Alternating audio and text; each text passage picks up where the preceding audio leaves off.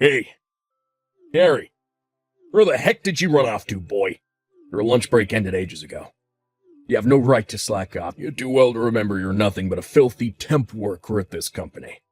If it were up to me, you'd be working straight through your lunch break, you damn moron. Hey, Dick. I'm out doing door-to-door sales with Greg, the sales manager today. Huh? With Greg? Thought it was weird when I couldn't find him, telling me he's with you. He's away picking up the car from the mechanics right now, but I can pass on a message if you want to leave one with me. I ain't got jack to say to you, boy. Damn it, I'm pissed. I thought I was going to be able to force you to do all my work without that loudmouth Greg around. I can't freaking believe you're out doing the rounds with him. Ah, looks like he's back. Just pulling in now. What? You better not tell him about what I just said. This conversation stays between me and you, boy, or are we clear? Good morning, Dick. Hate to have to message you like this, but can I ask why there's a massive pile of documents you were supposed to take care of on my desk? I wouldn't be opposed to helping you out with a few pages here and there if you actually asked me, but this is going too far. Oh, that? I was going to ask you yesterday. You went straight home after your sales calls, and I didn't get a chance.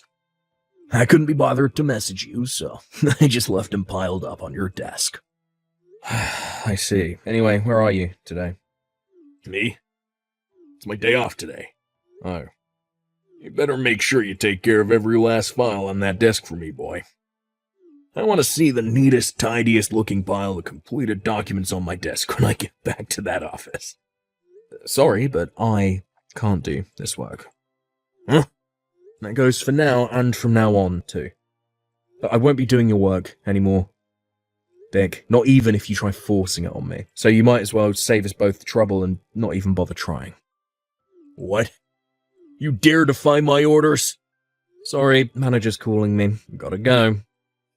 No, wait. No, I really gotta go. But the deadline on that stuff's today.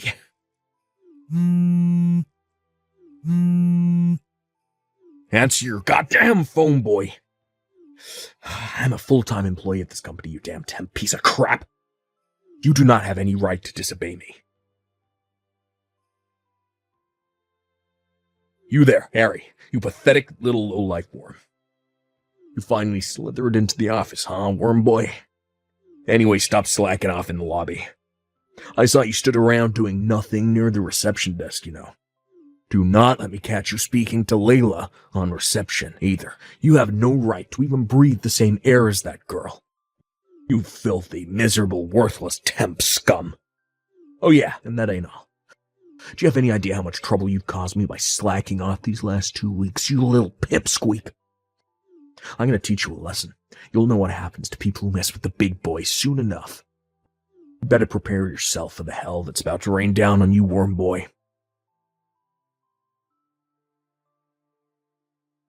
How'd you like that for a kick, pipsqueak? Bet it hurt, didn't it? You know what? Kinda reminded me of my old high school days, back when I used to flush nerds like you's heads down the toilet.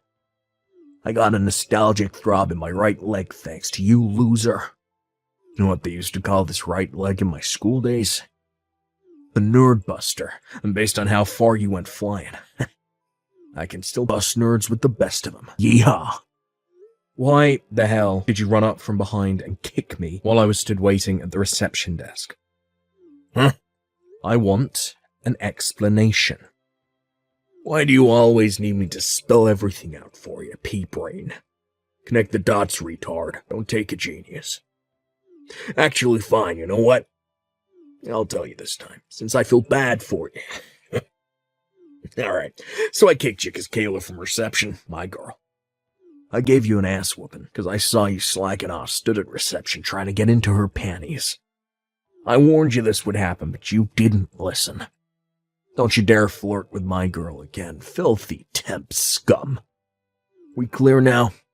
We heckin' better be. Now get back to your desk and get work. If I catch you slacking off again, I'll flying karate kick you next time. Pea-brained moron. Dick, I kinda get the impression you don't know. Could it be? Know what? I came from our biggest client company, Sadler's Stationery. Huh? They offered me a full-time contract a while back. I finally decided to take them up on it and left your company 2 weeks back without updating my temp contract. But I work for them on a regular full-time contract now. Wait, what? I didn't know about this. Well, that's strange. I announced it in front of everyone at morning call about a month before my contract ended. Well, I just said I didn't know. Well, Dick, whether you know or not changes nothing. I announced it in front of everyone at morning call, got a huge round of applause, and then everyone even pitched in for a goodbye card and a bottle of whiskey on my last day. Aren't they a great bunch? Well, I just said I didn't frickin' know. Anyway, the bottom line is I hold a senior position at Sadler Stationery, your company's biggest, most long-term client. The reason I visited your office today was to introduce myself as the person in charge of all dealings with your company, alongside the announcement of the establishment of a new department at our HQ. The plan was to have some lengthy discussions with your superiors about the future of our business dealings together. But unfortunately, I twisted my ankle with the momentum of you kicking me across the lobby, and I'm in no condition to be discussing business anymore. Wait, what? Seriously?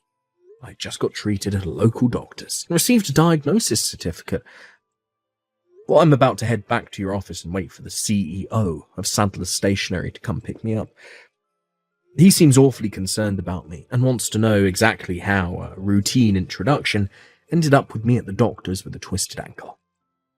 Let me guess. Dick, I bet you're currently up to your old trick of hiding away on the roof where you think no one can find you right now, aren't you?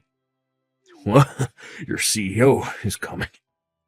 No way. I'm not hiding. Oh, that's weird. You see, your boss says he can't find you anywhere. The entire company's looking for you as we speak. Based on what my contacts tell me, it's chaos. Oh my god. Are you serious? Oh, this is bad. Real bad. Adam, our company's CEO would like to ask you a couple of questions. We have to get to the bottom of exactly what happened in that lobby and find out what possessed you to kick me so hard I went flying across the room. Naturally, I told him there's a 90% chance you took the key to the roof, which is supposed to be out of bounds, from the caretaker's office, and are currently hiding up there like you always do when you don't feel like working. How the heck do you know about the roof? Oh, I wonder. I can hear footsteps. Someone's coming up the staircase. Listen, Dick, the best thing you can do here is to accept your fate and do as the cops tell you. I don't need to tell you how trigger-happy they can get with people dumb enough to resist arrest, do I?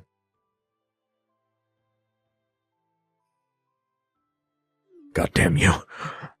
I lost my goddamn job because of you, asshole. How are you gonna make up for this? I was set for a promotion any day now, but now I gotta find a new job because of you. A promotion? Really? You, Dick, of all people. A promotion? Greg from sales was talking about quitting. Who else would they pick to fill his shoes? I've been waiting for a promotion longer than anyone. It was sure to be my turn next. You miserable jerk. You will pay for this. I hate to be the one to have to break this to you, but they decided on someone else before they'd even fired you. Huh? Also, you didn't just get fired for the whole thing with you kicking me across the lobby. There were other reasons. What? You slacked off all year round while palming off your work responsibilities onto me and your other unfortunate co-workers, right? Surely you didn't think the higher-ups wouldn't notice. Oh, and not to mention your borderline stalking of your crush. Apparently you followed her home every night after she rejected your offer for a beer after work. What's more, she said she keeps seeing some weirdo crouched in the bushes opposite her street, holding a pair of binoculars matching your description. You're talking about my Kayla from reception? I don't know what gives you the right to go poking your nose into my love life, but let me tell you this. You're dead wrong. I don't know nothing about no stalking. I love Kayla, and she loves me back. I just know it. She's playing hard to get. So, you know how some girls do that. Oh, wait, what am I saying? Of course you know. You're probably a virgin, right? You loser dweeb. Stalking my ass. I ain't never heard anything so stupid. You do know Kayla's engaged, right? Huh? Wait, what? Kayla's engaged? Not only that, but she has 2 children. You're lying. No, my girl wouldn't do this to me. Seriously? My Kayla, a housewife with 2 kids. Yup. Oh, wait, it gets better. Wait till you hear who her husband is. A Greg, the manager from sales. You know, your superior. What? They have the same surname, right? You never thought that was weird? Huh? Oh my god, you're right. I never noticed. Oh, yeah, that reminds me. I figure I should make this as clear as humanely possible to you, since you probably weren't listening when it got announced during morning call, just like you weren't that time with me. But the reason Greg is resigning is because he's moving to Sadler's Stationery, which means me and him are going to be working at the same company real soon. What? His reason for leaving is pretty much exactly the same as mine. The whole thing took a little longer for him since they had to find replacements to take over his clients. But he'll be working at Sadler's Stationery, here with me from the start of next month. I can't believe this is happening. Sadler's Stationery is well known for paying salaries way above the industry average, treating its employees really well. This ain't fair. You pair of traitors. You have any decency in you, you'll speak to the bigwigs. Get me a job there by way of apology for your despicable behavior.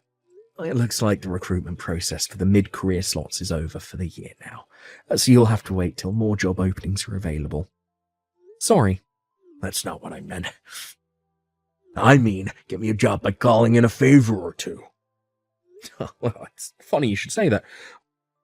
Well, speaking of pulling in favors, you got your job there through a good word from your uncle who works as head of human resources, right?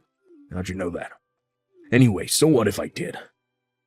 I heard some of the responsibility for your violent outburst in the lobby got pinned on him, and he got demoted.